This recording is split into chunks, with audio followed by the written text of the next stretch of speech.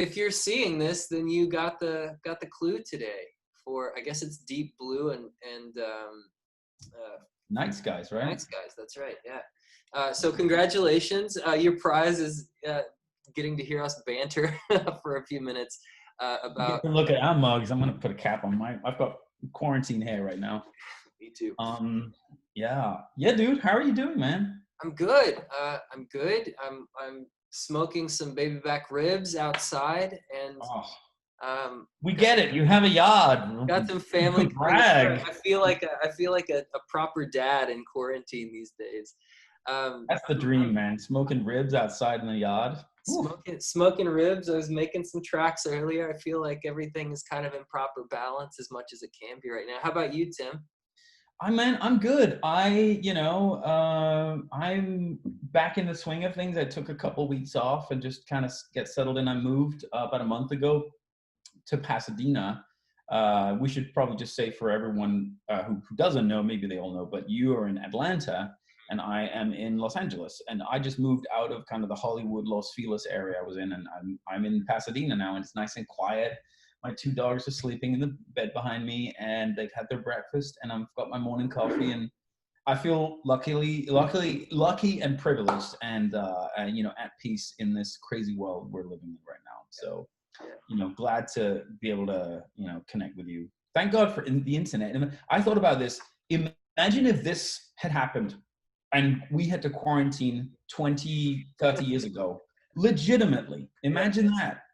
Like there was no Netflix, there's no on demand, there's no social media, there's just phone lines, and how isolated you'd feel, It's anyway. Yeah. Well, so luckily there are tons of distractions on the screen, enough to keep ourselves busy for exactly. Yeah.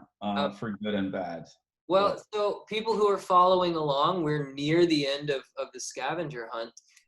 And today I kind of wanted to talk about the inception of Deep Blue and of Night Skies and how they kind of came together. What's your memory of sort of how this all came about? These two songs specifically are like in a category of themselves, I think. Yes, exactly. Very much so. They kind of, I think we've alluded to it before, but some of the fans might already know. But yeah, they kind of came about for a specific movie project that they, the director reached out to us about collaborating, and so these two songs came about in that vacuum, and then that was 18 months ago or something, or maybe longer. It was quite a while, and sort of they after that they sort of took on a life of their own, and as the movie project sort of developed and changed directions, and it didn't really happen the way they originally planned it, but which is totally fine. We have a great relationship with those people, and it was a fun experience. But we ended up kind of triggering them, kind of tweaking them, and changing directions a little bit, especially with Deep Blue. I think Night Sky sort of stayed the same, stayed in the same form, I think. But I just remember, like, I'm looking at your basement, and you used to have the studio behind you and that was the room where I remember you went out with your wife and your son for a couple of hours, and I sat and tinkered around in the studio for a couple of hours, and I came back and I played you the beat to Night Skies, and you were like, yes. and then you kind of wrote like a weird, like, not weird, but you wrote like a blues. You wrote it like a blues song, right? Yeah, definitely. Yeah, you kind of start with the hook. Woke up this morning, got a hole in my shoe. Didn't know what to do, and then you end up in the line with woke up this morning and had a hole in my shoe. You kind of like land where you start. I was thinking about sort of powerful people with no control, specifically maybe about our president. 1,000 horsepower. How does it feel? What is it? 1,000 horsepower, no steering wheel. Right. That's the paradox of like being overly sort of powerful and capable, but having no control whatsoever, and thinking about that experience of being in love. And gosh, I kind of want to go back to Deep Blue for a second. Do you remember our day in Columbus? I feel like that was a really great day. That was kind of the greatest day. Deep Blue got started, and you we had a studio booked after we played, I think it was the Newport Music Hall in Columbus. Yeah. And we spent a day. You kind of laid down a demo chords pretty quickly, and we were missing a couple things. I think I had like a really rough early demo track of anyway, I called it Takeoff. And we had the day off and we were in the studio and it was sort of in the middle of nowhere. It felt like it could have been in the same area where Office Space took place, the movie. It was like kind of like derelict, and there's like a Ralph's, and then there's like a, you know, TGI Fridays, and then there's just a bunch of office buildings, and the studio was in that area. It was a cool day. But yeah, talk us through it. Let's relive it. I like what happened that day. It was a good vibe. Well, when you guys left, I kind of threw this verse together really quickly. And we liked the verse, and that happened so fast, and we spent a few more hours trying to put things on top of it that never quite fit. I want to, let's just go back, because I came back. I had to go to the store, to Guitar Center or something, to get some adapters or whatever, and I came back, and I love it when you're in that giddy mode. You were like, you're like, oh shit. You're like, uh-oh. You were kind of like jumping around. You were like, I got something. I was like, hit me. And then you sung, you know, you did the verse just over the track. And I was like, oh shit. And it was like an instant vibe. And yeah, you're right. We didn't really have the chorus figured out or what the pre was doing, but it was like, this is definitely what we're doing, whatever this ends up being. Right. Yeah. And not to give anything away, but we were thinking about airplanes. And so we can actually say the original title was Clear Blue. We were thinking, yeah, skies and stuff, but maybe a little punny, but hey, that's where we started. That's right. Yeah. And I feel like that's kind of our process, is that we're both sort of whittling ideas down until they kind of come together and form this mass. And Deep Blue, actually, when we found out that the movie thing wasn't going to happen, we kind of reskinned it as the first time we tried to make a single, basically, for our albums. It was the last song that kind of got put on the record, I think. Yeah, that's funny. Actually, I never thought about that. It was something that was written. It's the first time you wrote it for something specific that wasn't like, oh, let's just vibe and then we can put it on an album and put it on Bandcamp, you know. It was like, well, this is for a thing. Let's try to fit it into this thing. And then down the road, it was funny that it was actually the last song that ended up making it on the album. And I always thought it was kind of funny because this was the first album we did with a label, and this was sort of, in many ways, pushing the boundaries sonically and on the songs we did to kind of open the world up a bit.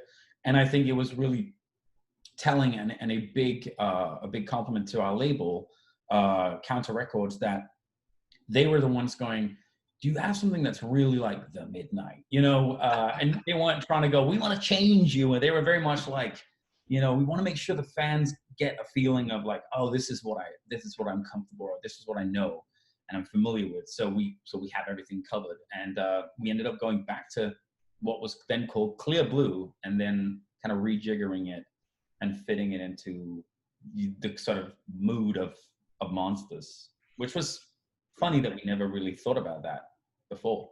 Right. It seems to me like a mirror image of Fire in the Sky in a way, because it's, you're falling and, you know, you're out of your depth. You're kind of consumed by this thing. But I like how the water versus fire sort of mirror image. I don't know if our character is like falling in love with different women, or if these are two people experiencing the thing together. But I do kind of like textually how Deep Blue sort of became this sort of aquatic, you know, being sort of drowned in love, your first experience of like being totally overwhelmed in the same way that Fire in the Sky was. It's probably one of my favorite songs on the album. Those two songs, we've talked about Fire in the Sky, but how that came about, which was essentially, you know, you had one song, I had a track, and they were titled, you know, one was called Fighting Fire, one was called Creatures in the Sky, and it was the marriage of those two, and I kind of really, and to it was really you going, I think there's something here, keep going. And I love that track, and I love the song and how that came about. But Deep Blue has, you're right, there are similar themes. And I, as just a vaporwave nerd, I love the kind of low-key tie into Echo the Dolphin with Deep Blue, and Yeah. that's how my brain works. But talk to me about the vocoder on Night Skies. Yeah, I mean, that was I think as a good, another kind of good into how we work. You know, I did the track for Night Skies in a couple of hours. You came back and then you're like, let me write. And you as you do, you have like your, you know, thousands of pages of ideas and loose, you know, little whimsical lyrics. And so you finished, you pulled out this idea and you wrote on it for a while, and you just kind of put it down, and you kind of put it down as a, like you said, like as a blues song. So the melody that you sung in for Night Skies, it was very much like 1,000 miles an hour, no steering wheel, and I was sort of like trying to go, how do I, you know, before I knew this. Tyler, no, before I knew, oh, I'll put vocoder on, but I was like, how do I? That's sometimes the fun of it, but it's also the challenge as a producer to kind of go to how do I pull, either how do I meet you, or how do I pull you in my world, and how do we marry those worlds where it feels organic and not like forced. But I was like, how do I do this? And I don't know if it was your idea or if it was my idea. And I was thinking, because really the lyrics were dope, and I was missing kind of some melodic elements and some colors that I gravitate towards to sort of feel inspired. And I think I just ended up throwing you through a vocoder, and I was like, how about if I put this through? And you're like, dude, you know, you're very good about it. You're like, do whatever the fuck you want, you know?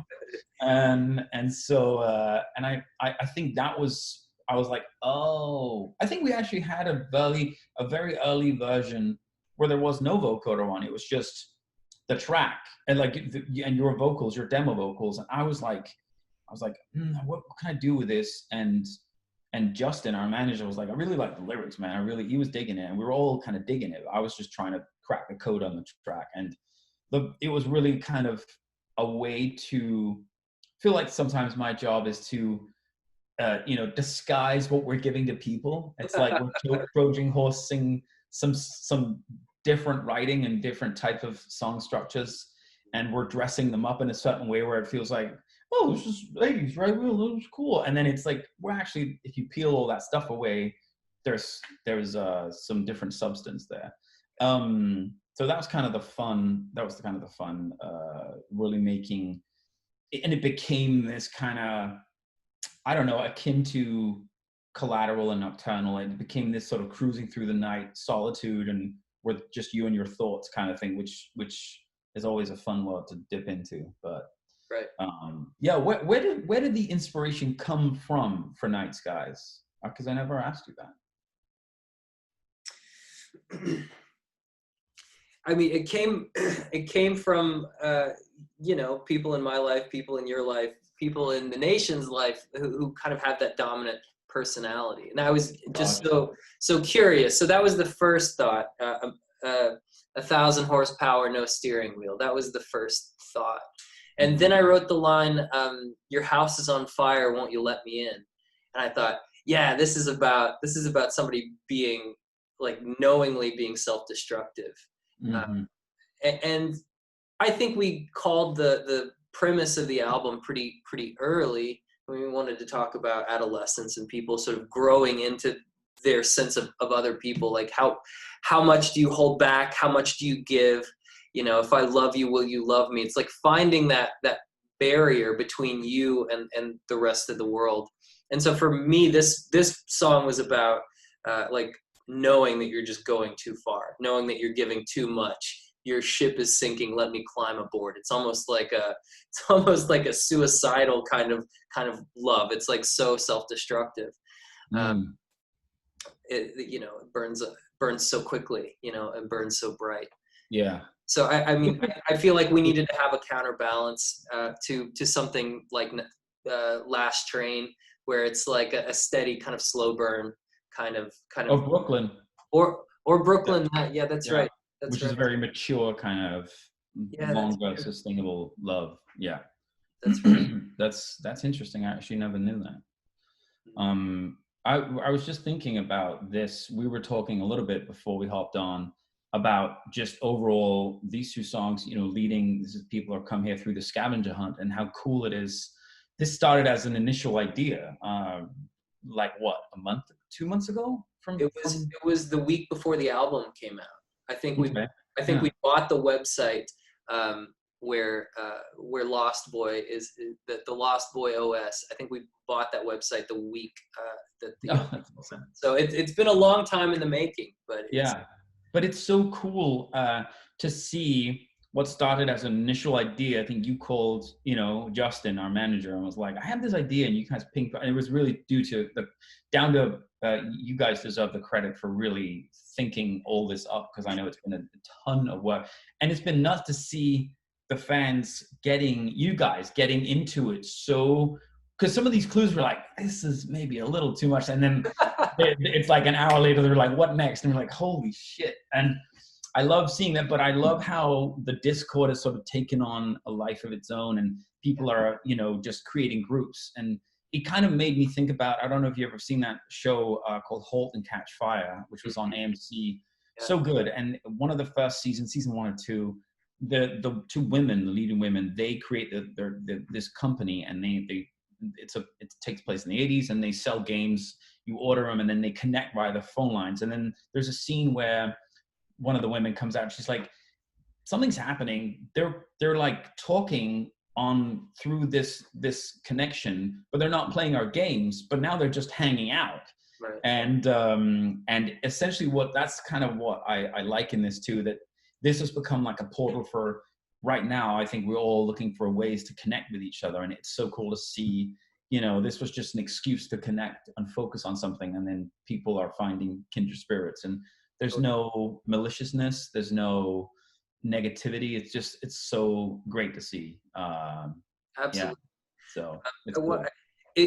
it's fun because when we were thinking up clues, it was like, well, this is way too hard. We didn't think that they would be able to find the dial tone for a week. We still had time to get the website ready, and they figured it out in 8 hours. So it would be a much more difficult thing if there weren't a few hundred people checking in on the daily to solve this. So Yeah. it's amazing that people are sort of putting this amount of love and energy. And I was telling you just before we pressed record that in the same way that the Velveteen Rabbit became real when it was loved, that this idea, this world of the midnight that we've created with the album art, with the graphics and the logos and the merch and all of the hidden Easter eggs on the cover, that it's great to see people digging into like Ray Kurzweil's synthesizers and Skynet and Terminator, and digging through these kind of massive amounts of information to sort of flesh out this world that we're co-creating in real time. So it's an amazing thing to be a part of. So I feel It really is. to join you in that, Tim, that this community,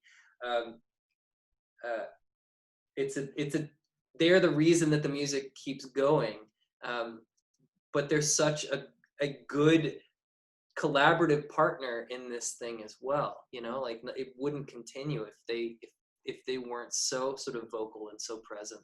Mm-hmm. It's true. I think maybe a place to end this is something I've thought about the last few days, seeing how this has played out. I think this is a clear example of, and this speaks to the larger world we're living in right now, with the pandemic and everything. And this really is a clear example of people working together and coming to it sounds cheesy, but coming together from different perspectives and vantage points. And they wouldn't have been able, like you guys wouldn't have been able to solve all these clues if it wasn't for the ping ponging and back and forth through, through Discord, and you're all in different countries and working together, and someone goes to, Vega and Copenhagen to find a little thing that we've left for them. And then another person has to go to Atlanta and find another thing. And that's like, you have to collaborate to make that work. Otherwise you're screwed. And I think it's beautiful to see that our fan base is such a community outside of our music. That has nothing to do with us, right? That's you guys. We put the little ship in the water, and you guys take it from there. Right. And so it's a beautiful thing. And I think I speak for Tyler when I say we're very privileged and honored to have kind of be able to have this conversation with everyone, that it's such a two-way thing. It's a very rewarding thing besides the music. So. Absolutely. And I guess I should just take a second to bother everyone and say there are a few secrets that are still out there that you guys haven't quite found. So keep digging. If you get everything that we've hidden in there, we will be very impressed. But either way, the answers will come to you soon enough. So Tim, love you, man. It's good to talk to you. Man. And everybody out there, thank you so much for joining us. And we'll see you very soon. Definitely. Take it easy, bud. See you, brother. Good chatting with you, man. See ya.